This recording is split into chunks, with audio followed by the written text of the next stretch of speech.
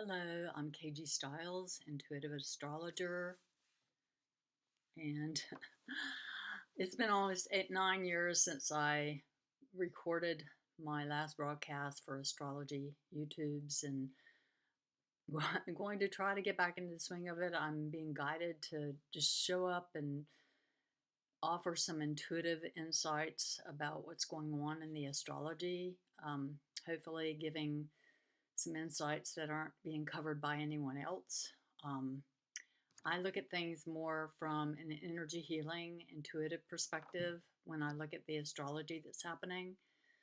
Um, so I've made myself some notes here. I'm going to refer to being guided to give you certain things that are happening. Um, one of the things that's really highlighted right now is Saturn. Saturn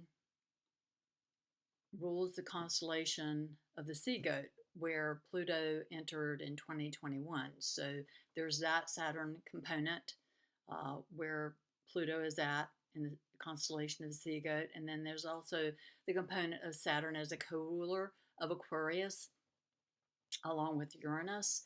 And so, especially when Pluto enters Aquarius, that Saturn, the first 10 degrees, the first decan, is especially highlighted. So we get a lot of the Saturn influence.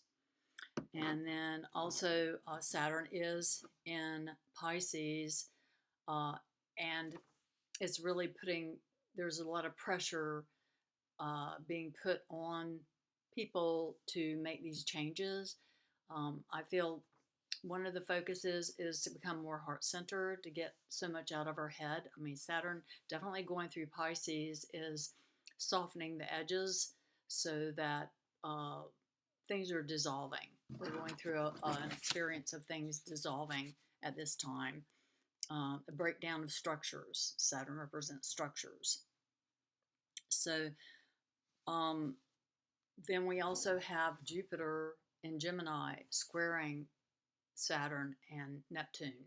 Um, and so that again is expanding this influence of the Saturn Neptune. And Saturn and Neptune, besides the dissolving that's happening, it's also helping to give birth. That conjunction is a birthing point for new structures, ideal structures coming into existence. And along with that comes a purging. You know, the Neptune really helps with bringing all the emotions up and purging those emotions and those patterns, those structural patterns that have existed. We're now ending a 26,000 year cycle. We're entering a new era. And so this is kind of required to break down these old structures that need to be eliminated. So each of us individually, that is our work, is to look at how we have habits or patterns that we need to release. There can be a lot of fear and panic that comes up as the old ways dissolve and before the new ways have been birthed. So a lot of heart-centered work, becoming aligned with what your own heart's wisdom is.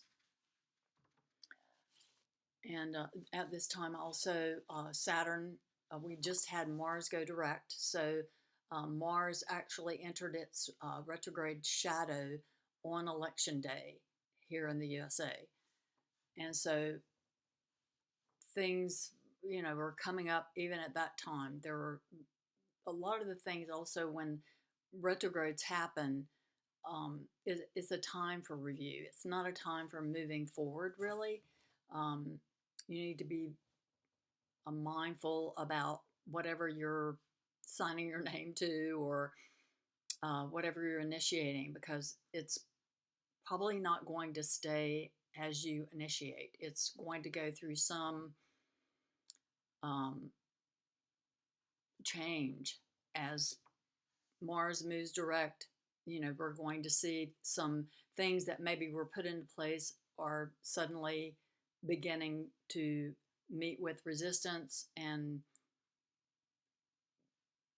it doesn't really happen as planned initially. The initial actions don't come into place.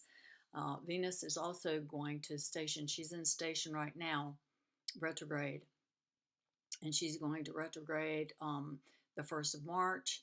She's going to retrograde until mid-April. So again, we're in this review cycle, and where our intuition is much more heightened. There's a much more of an electromagnetic pull because the planet is actually closer to the Earth, and so there's a lot of electromagnetism, and so it's more challenging to really, especially with the Neptune influence and Saturn going through Pisces. There's can be a lot of confusion, panic. The fear can come up. So you need to stay in your heart and let yourself be guided through all the back and forth here as we go through this reset. The planets are all at the end of February, 1st of March. A lot of the planets are at the very end of Pisces, right before they step over into Aries. So when they go into Aries, then we'll begin to see these more initiatory actions taking place, pioneering, initiating, acting to create these new forms. But we're still going through a lot of back and forth this year as things dissolve and new things will be birthed to take their place. So it is a time to stay in your heart. Mercury goes retrograde on April 12th, joining this whole retrograde influence that's going on right now to review things and to be more intuitive and really allow yourself to be guided to the best possible choices you can make for yourself. It's a time when you need to really take care of yourself and stay in your heart, communicating with like-minded others. As we move more into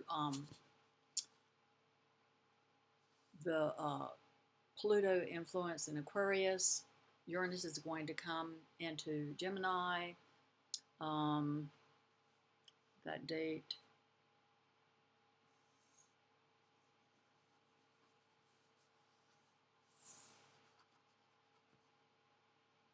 Okay, well, I'm seeing my date for the 14th of March when Uranus is going to conjunct Algol. So that's the third and final time that Uranus will conjunct Algol before heading over into Gemini. July 7th is when Uranus will enter Gemini and then begin that trine with Aquarius. So you'll get some ideas about how things are going to move forward, what is going to get born. There should be some ease with creating these collective structures. The Pluto in Aquarius is really about the collective, the more community, collective oriented, with the Aquarius influence. And then the Saturn component can really help bring in structures, and Uranus will bring in some very electrifying, quick-moving energies that help bring these structures into place. It's going to be a really pioneering time, and you'll get a real feeling for how that is taking place after July. So I think the main thing to keep in mind is to stay in your heart, set your new moon intentions with as we move into the Pisces new moon on the February 28th, and I hope I've covered everything. So it's really, we're things are happening as they're happening for a reason, and follow your own heart's wisdom for guiding you to how to respond to each situation in your life, and keep yourself grounded as best you can, following practices that you know keep you grounded and focused in a positive way. So, anyway, you want to check in with your heart before you take action to make sure you're following rather than reacting, following what your heart is guiding you to do. So anyway, I hope this has been helpful to you. There is a tremendous amount of energy being unleashed at this time. I just want to convey that everything is happening for a reason, and it's unfolding perfectly, and to deepen in your own intuition to guide you through these times. So, anyway, I hope this has been helpful. Thank you so much. Bye.